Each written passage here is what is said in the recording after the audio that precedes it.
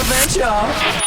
Live in studio, man. I told you this week it was ringing off, and today is no exception, man. Today is a Wednesday. Normally we do Woman Crush Wednesdays, but we just got somebody that all the women can have a crush on today, man. It's my guy, Nick Grant. I don't feel like that, Nick, but that's what I heard. Put a pause on that, man. Put a pause on that. Yo, don't judge me. I'm manly enough in my manhood. Shit, you know what I mean? Strapping young man that Nick Grant is. No, Nick Grant is here. Damn, Nick, you've been on the show more than me at this point, man. This is the Torae and Nick Grant show from now on. But now we got a new project out there, man. 88. Absolutely. Let's talk about it, man. Man, that was the year I was born, so okay. It's like in correlation with, when I was growing up, they said 88 was like a dope hip hop year, so kind of tied it together. And I didn't want people to go in thinking that I was going to make music, and it was inspired by like the time of 88, but I didn't want people to go in thinking it was going to hear me rhyming. In 1988, you was drooling and shitting on yourself. Absolutely.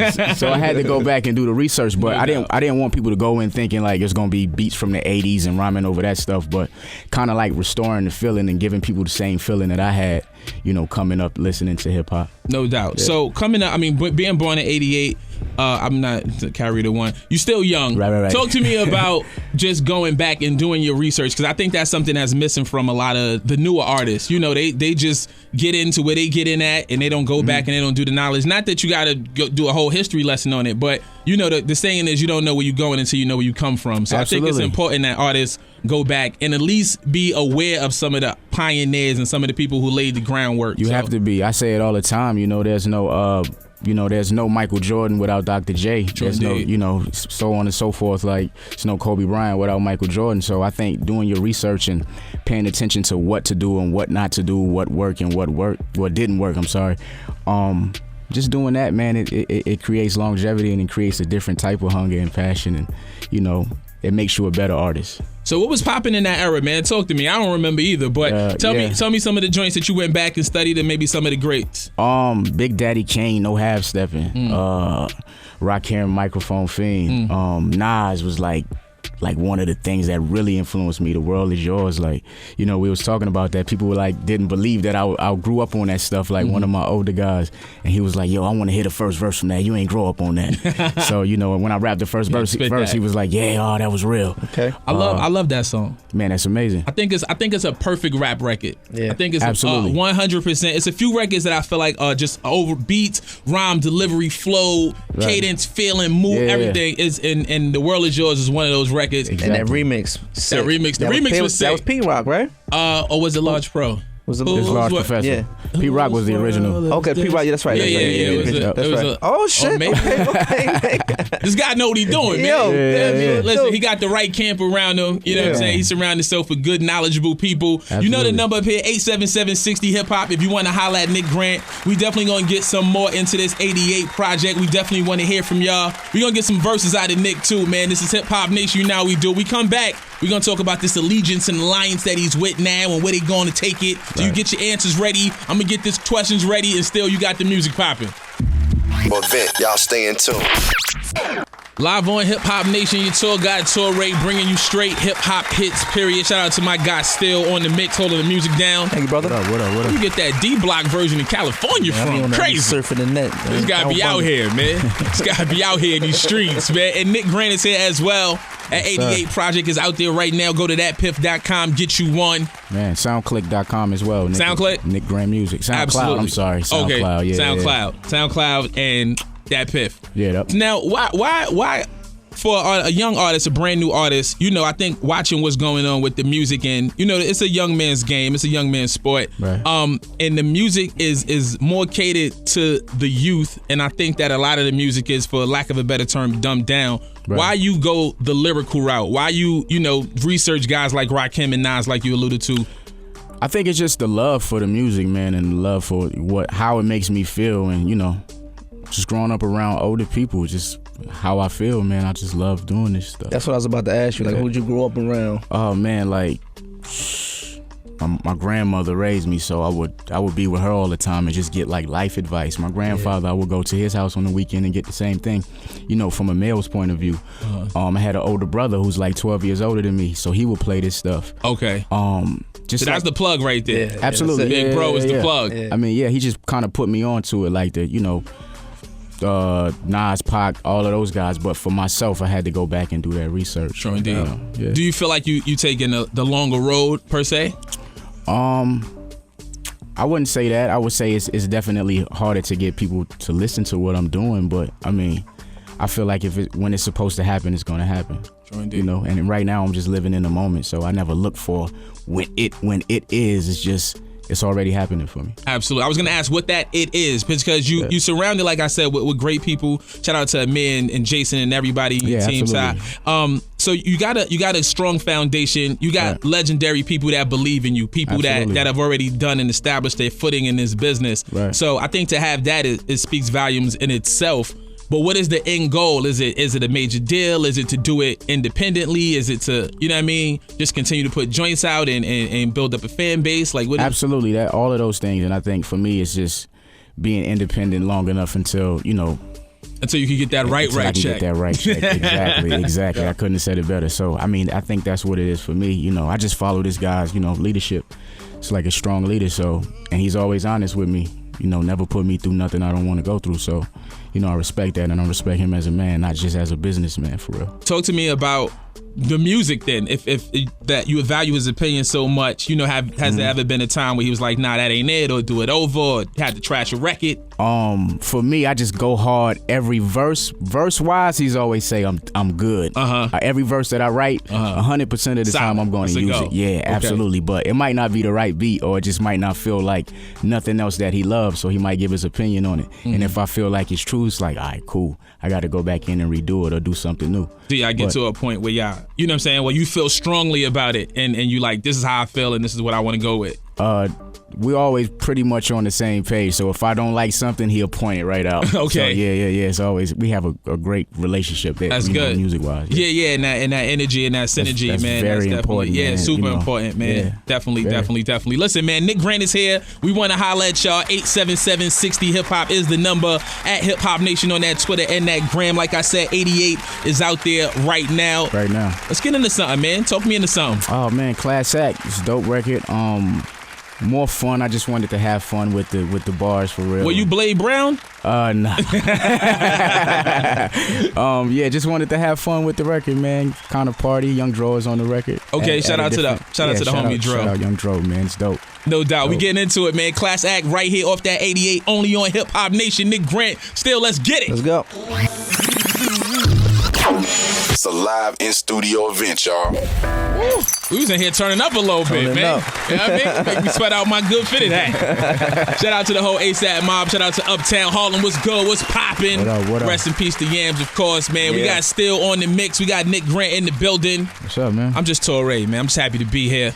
Man. Nick Grant is rocking dope joints, man. Yeah, dope joints so far. So far, so good, man. Thank you, man. So far, so good. Definitely rocking out. You know what I wanted to ask? What is the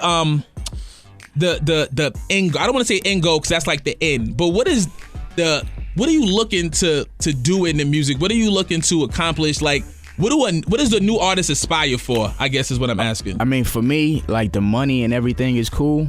We all do it for money. I'd be silly to sit here and say it ain't about the money, but I can tell by your boot you about that money. Yeah. Thank you, man. But for one, it's just to be respected and go up there with the conversations of the Jay-Z's, or I want to be bigger than Jay-Z. I want to be bigger than Nas, even if I don't make it to that level, just to aspire to be that great. Absolutely. I can't do it if I'm not doing it or thinking like that. I can't do it at all. That's true. But another thing for me is if I could change somebody's life, or somebody walk up to me and say, your music changed my life, man, even if it's just one person, that's enough for me. True indeed. True indeed. What's the response been like from the fans so far? Man, it's been great. It's been amazing. Like, to see people, to take your thoughts and put them on paper or record or whatever, and people say, yo, this is dope, and it came from my mind, but this person can relate to it. That's priceless. Yeah, there's no better feeling that. Have you had any interaction with anybody, that you've seen, or somebody who's been like, yo, XYZ, and I was going through this and that, or has it all been just like via online and social media, stuff like Mostly online. I might have people say like, yo, this is like one of the top 5 mixtapes ever, and it just came out yesterday. How do you feel about that, though? Do you feel like people need a chance to really sit with the music and digest it? I do. Like, that's cool, and I really appreciate that. But I want you to sit with this for a minute. You know, I don't want you to. It's a classic. Then next week you on to something else. Right. On to the new classic. Yeah, exactly. exactly. So I kind of want to slow the consumer down, and I feel like our strategy, that's really what we've been doing. It's kind of putting music out and let people live with it for a minute. Absolutely. And then what is your response like with the ladies? I mean, obviously the girls is on you. Oh, they love it. They love it. And he's so humble, ladies and gentlemen. They love it, you know. It's just a beautiful thing, man. I'm blessed. Yeah. No doubt. Anything for the ladies on the new project? Oh, absolutely. It's a joint called Contradictions. Yeah, Talk to me about it. Is that what we're getting into? Nah, we could.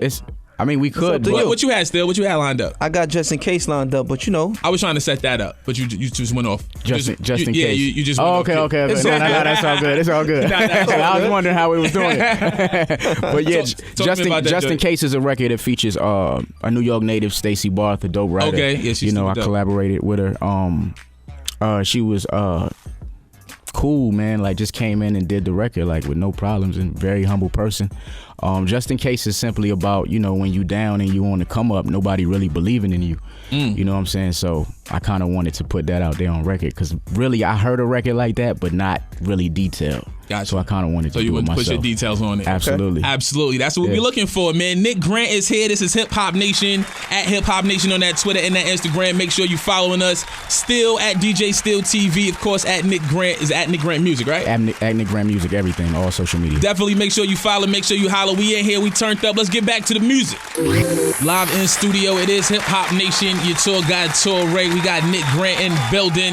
We got my guy Still on the mix. You know what, Still, I want to take time out. I did it a little early in the show, but definitely just want to take time out to say rest in peace to Big Cat. Crazy news. Yeah, that's definitely sad, man. Running around these New York City streets, you know what I mean, in them early 2000s, in them clubs, you definitely saw a Cap out there. That was the homie, man. Having the parties on tilt, and always a good dude, man. I actually got a chance to do an interview with him in my very early stages in the beginnings of Hip Hop Nation. So I just wanted to, say rest in peace and send out some condolences and love to his family, not only from myself, but the whole Hip Hop Nation and the whole community of hip hop. And myself as well, man. I spent a lot of parties with Cap. I knew him. He was the homie, man. You know what I'm saying? That's sad news. True indeed. Now, on a better note, on a lighter note, we got Nick Grant here. Yeah. Grant, man. So you spend a lot of time in New York now. Yeah, I do. You be out here a lot, man. Yeah. What's your favorite place to travel, maybe tour, perform at?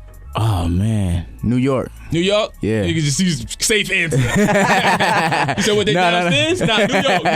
Yeah. No, I just feel like they used to tell me like they harder to please. You know what I mean? So I feel like the challenge is beneficial. Yeah, absolutely. They definitely sharpen swords out here. Yeah, what I mean? So I think New York. True indeed. So are you? What else you planning after the mixtape? Oh man, the album. I'm actually working on that right now.